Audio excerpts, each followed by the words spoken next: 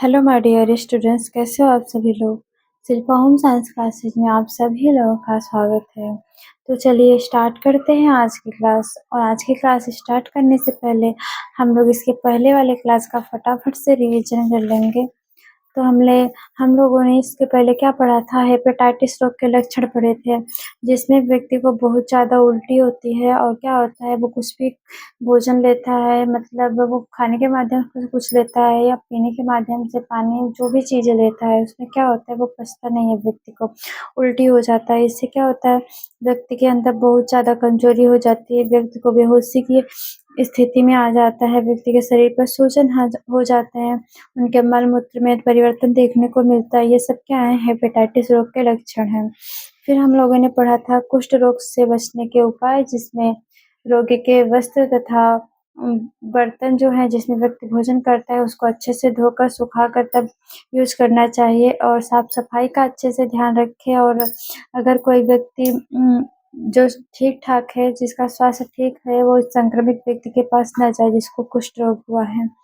फिर हमने पढ़ा था संतुलित भोजन के कारक लिखिए, जिसमें क्या होता है, हमारे शरीर और आयु के हिसाब से, लिंग के हिसाब से क्या होता है, उसमें जितने भी पोषक तत्व होते हैं उचित मात्रा में होने चाहिए। ये होता है संतुलित भोजन। फिर हमारा अगला था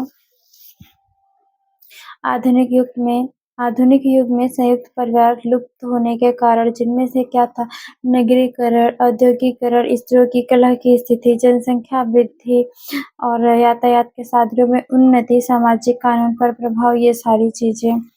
फिर हमने पढ़ा था किस ग्रंथि को मास्टर ग्रंथि कहा जाता है और यह किस प्रकार की ग्रंथि है। तो जो पीयूष ग्रंथि होती है उसको मास्टर की ग्रंथि कहा जाता है, क्योंकि इसके अंतर्गत बहुत सारी ग्रंथियां होती है जिस पर ये कंट्रोल करके रखता है। और ये किस प्रकार की ग्रंथि है, तो ये एक अंतःस्रावी ग्रंथि है जो नलिका विहीन है, मतलब ये अपने जो हार्मोन्स हैं ये डायरेक्ट ब्लड में छोड़ते हैं, किसी नलिका के माध्यम से नहीं छोड़ते हैं। फिर हमने पढ़ा था श्वेत ग्रंथियों की स्थिति तथा कार्य बताइए। तो श्वेत ग्रंथियों का मतलब क्या होता है, श्वेत मतलब क्या होता है, पसीना होता है। तो पसीने की ग्रंथि को हम क्या कहते हैं, श्वेत ग्रंथि कहते हैं। तो ये क्या करता है, हमारे शरीर के अंदर जो हमारे जल है वो जल का नियमन करता है। तो जब जल का नियमन होगा तो तापमान भी हमारा बैलेंस में रहेगा। और क्या होता है, हमारे शरीर के अंदर जो भी हानिकारक चीजें बनती हैं उससे पसीने के माध्यम से हमारे शरीर से बाहर निकालने का काम करता है। ये हो गया हमारे पहली वाली क्लास। तो आज का क्लास ये है कि लाल रक्त कणिका के कार्य बताइए। तो लाल रक्त कणिका के क्या कार्य क्या है। लाल रक्त कणिका माने आरबीसी। तो आरबीसी का कार्य क्या है, ये हमारे शरीर के अंदर क्या करता है, ऑक्सीजन जो होता है उसका सप्लाई करता है, मतलब हमारे शरीर के सभी कोशिकाओं में ऑक्सीजन को सप्लाई करता है और कार्बन डाइऑक्साइड को बाहर ले जाने में मदद करता है। फिर हमारा अगला प्रश्न है कि निकट दृष्टि दोष किसे कहते हैं। तो एक होता है निकट दृष्टि दोष और एक होता है दूर दृष्टि दोष। तो दोनों में हम कैसे पहचान करेंगे, तो जैसे अगर निकट है, निकट दृष्टि दोष है, तो निकट की चीजें तो हमें दिखाई देंगी पर दूर की नहीं दिखाई देंगी। इसमें नाम थोड़ा उल्टा सा है, क्योंकि जैसे मान लो निकट दृष्टि दोष है तो हमें समझ में आता है कि निकट की चीजें नहीं दिखाएंगी, पर ऐसा नहीं है, इसमें उल्टा होता है। अगर निकट दृष्टि दोष है तो निकट की चीजें दिखाई देंगी, अगर दूर दृष्टि दोष है तो दूर की चीजें दिखाई देंगी, लेकिन पास की नहीं दिखाई देंगी। तो निकट दृष्टि दोष से बचने के लिए, इसका उपचार करने के लिए क्या होता है, हमें अवतल लेंस का प्रयोग किया जाता है चश्मे में। फिर हमारा अगला प्रश्न है कि शरीर में त्वचा का कार्य बताइए। तो शरीर में त्वचा का क्या कार्य हो सकता है, आप लोग सोचिए, अगर आप लोगों के शरीर के ऊपर त्वचा ना रहे तो क्या होगा। अगर त्वचा ना रहे तो क्या होगा, हमें थोड़ी सी भी खरोच आएगी तो हमारा शरीर क्या होगा, संक्रमित हो जाएगा, विभिन्न प्रकार की बीमारियां हो जाएंगी। फिर जो है कि थोड़ा सा भी खरोच आएगा, थोड़ा सा घाव लगेगा तो क्या होगा, हमें क्या होगा, ब्लड लॉस भी हो सकता है। थोड़ा सा भी खरोच लगने पर, घाव लगने पर क्या होगा, ब्लड निकलने लगेगा, जिससे विभिन्न प्रकार की बीमारियां हो सकती हैं। तो ये क्या करता है, विभिन्न प्रकार से रोगों से बचने के लिए हमारा त्वचा हमेशा एक्टिव रहता है। फिर हमारा प्रश्न है कि लैंगिक जनन से आप क्या समझते हैं। तो लैंगिक जनन का क्या मतलब होता है, जैसे कोई भी जीव है, वो चाहे जो भी हो, चाहे व्यक्ति हो, चाहे इंसान हो, चाहे जानवर हो, चाहे पशु पक्षी हो, क्या सबके अंदर ये प्रजनन की क्षमता पाई जाती है, मतलब वो अपने ही अपने ही प्रकार के मतलब अपने ही जैसा दूसरे पीढ़ी को जन्म देता है, बच्चों को जन्म देता है, जिसे क्या कहते हैं लैंगिक जनन।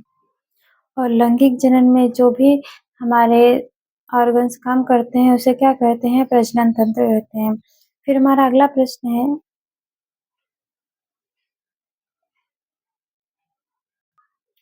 डेंगू के लक्षण तथा उपचार लिखिए। तो डेंगू के लक्षण क्या है? डेंगू क्या होता है जब हमारे शरीर में कोई भी व्यक्ति हो जिसको ये हुआ होता है डेंगू, तो मच्छर काटता है। इसके बाद क्या होता है, वही मच्छर काट के दूसरे व्यक्ति को काट लेता है। मच्छर का नाम क्या है? मादा एनाफिलीज, मादा एडिस एजिप्टी। इसके काटने से होता है। तो फिर इसके लक्षण क्या है? इसमें क्या होगा, बहुत तेज बुखार होगा, मांसपेशियों में दर्द होगा, ऐंठन होगा, व्यक्ति को उल्टी होगा और त्वचा पर मच्छर वैसे भी काटता है तो हमारे त्वचा पर लाल दाने पड़ जाते हैं, लेकिन इस स्थिति में भी लाल दाने पड़ जाते हैं। तो इसलिए मतलब ये नहीं होता है कि लाल दाने पड़ गए हैं शरीर में तो बुखार होता है तो इसका मतलब डेंगू ही है, लेकिन इसके साथ और भी लक्षण होते हैं। और क्या होता है, ये व्यक्ति के अंदर जब ये लक्षण दिखाई देता है तो उसके अंदर प्लेटलेट्स की बहुत तेजी से कमी होने लगती है। फिर इसका उपचार क्या है? उपचार का मतलब क्या होता है, अगर हमारे पास एक होता है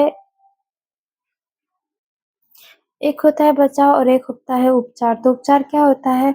ऐसी कोई चीज़ जिससे क्या होता है, वो चीज़ें, वो रोग बीमारी उससे बचने का जो उपाय किया जाता है। तो इससे क्या होगा, हमारे आस-पास जो भी पानी है, बरसात का पानी हो चाहे नल का पानी हो, जहाँ पे एकत्र होता रहता है, तो क्या होता है वहाँ पे मच्छर अपने अंडे देते हैं, फिर उससे लार्वा निकलता है जिससे बहुत सारे मच्छर पैदा हो जाते हैं।